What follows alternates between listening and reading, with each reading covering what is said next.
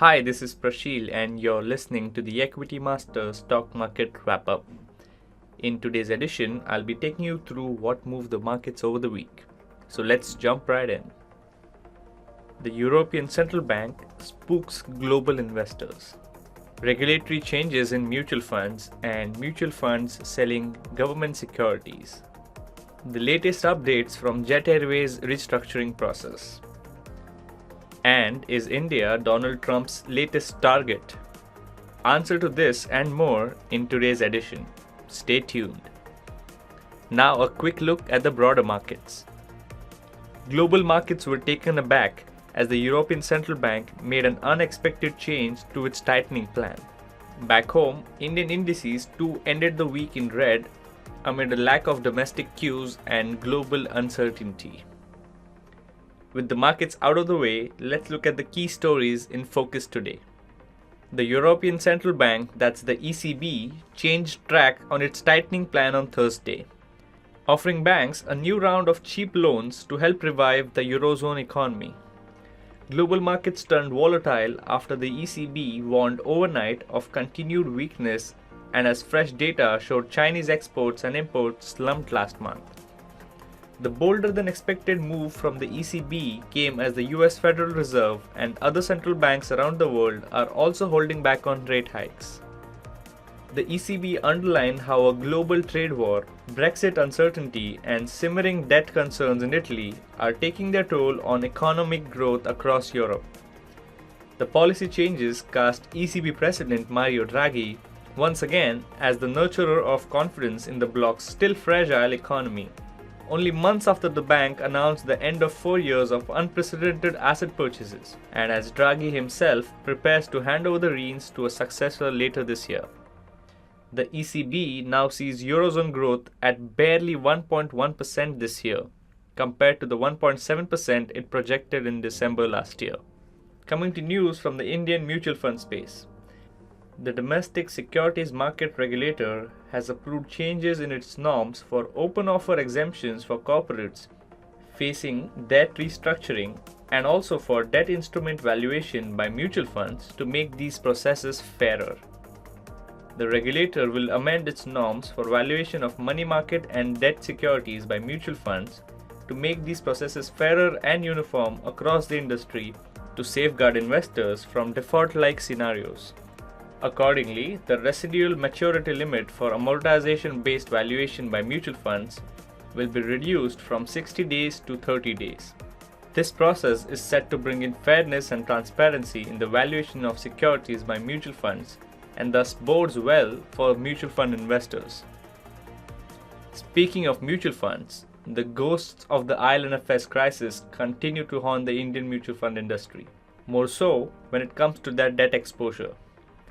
Debt mutual fund managers have been facing a tough time due to tight liquidity post the IL&FS crisis. The credit risk of their assets has shot up in the aftermath of the crisis.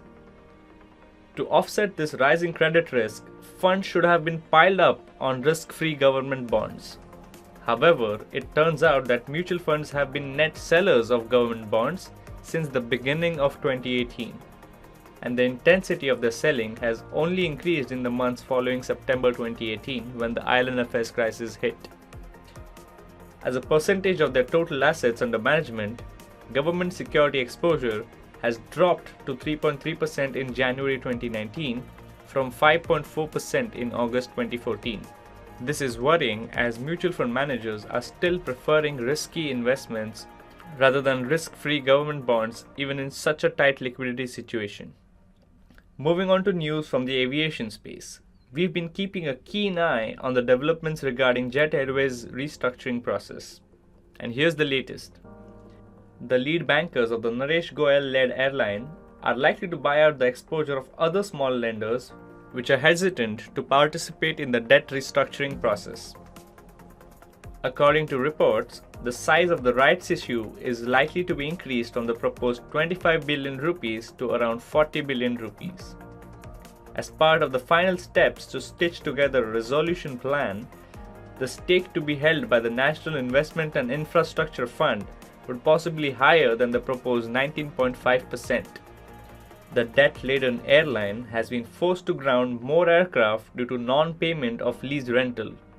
With this, a total of 25 aircraft have been grounded in less than a month for unpaid dues, including the newly introduced Boeing 737 MAX, Boeing 737 NG, and Airbus A330 planes.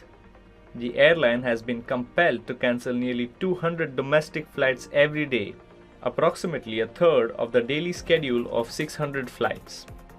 Jet Airways had tried to lease or sell some of its owned aircraft to raise money that could help pay over its 80 billion rupees debt. But the plans, including a wet leasing deal with TrueJet for its ATRs, got stuck. However, aircraft lessors have been supportive of the company's efforts in this regard.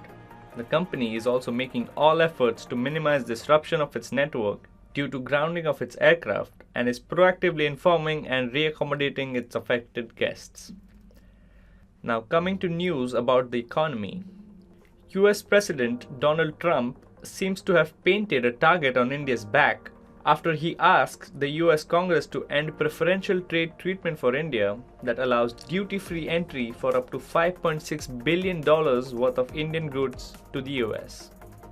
Now, India is the largest beneficiary of the Generalized System of Preferences, that's the GSP, which dates from the 1970s, and ending its participation would be the strongest punitive action that the US has taken against the country since Trump took office. While India has officially downplayed the move by one of its largest trading partners, maintaining that since most of the US-bound shipments are already out of the GSP purview, the impact of Trump's new decision may not be very significant. According to the Federation of Indian Export Organizations, India's exports to the US stood at $50 billion in 2017. That included a GSP tariff advantage of only $190 million, which was less than 0.4% of our exports. Hence, the withdrawal might have only a marginal impact. Now, India is currently engaged in negotiations with the US regarding the withdrawal. US President Donald Trump has repeatedly called out India for its high tariffs. US trade officials said that scrapping the concessions would take at least 60 days after notifications to the Congress and the Indian government. It will be interesting to see how the negotiations pan out, especially considering that elections in India are just around the corner. Well, that's all from us today. Before signing off, we would like to know if you like our podcast.